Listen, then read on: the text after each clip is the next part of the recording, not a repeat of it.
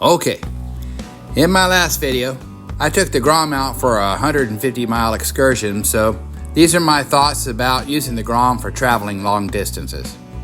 First, let's talk about the speed. Without any extra gear and only my fat ass on the seat, I could get the bike up to about 60 miles an hour on straight and level roads. Faster downhill, of course, but really only by a few miles an hour. Uphill, however, it's a completely different story. Even slight hills would drop the bike down to as low as 50 miles an hour. As small displacement bikes go, this is probably par for the course. Gas mileage. The Grom gets excellent gas mileage, the best of any bike I've ever owned, including the Ruckus. When I'm doing light riding around town, I can typically get about 120 miles to the gallon or even better.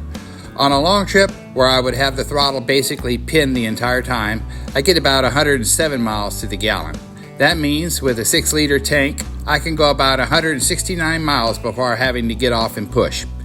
Without a safety net of an extra fuel canister, I wouldn't go more than 150 miles between fill-ups. Carrying capacity.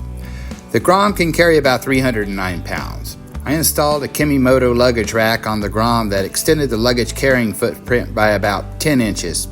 And based on my camping trip a few months back where I carried enough gear for your typical overnight stay in a campground, including a tent, sleeping bag, some extra comforts, as well as food and drink, in my Wild Heart 55-liter duffel, I would say that the Grom is capable of handling a load for longer overnight trips with the small and relatively inexpensive mod of adding a luggage rack.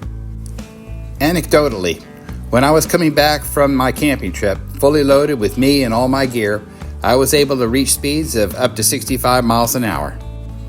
And finally, comfort. This was really the whole point of the test. I knew the bike would go for however many miles I cared to push it.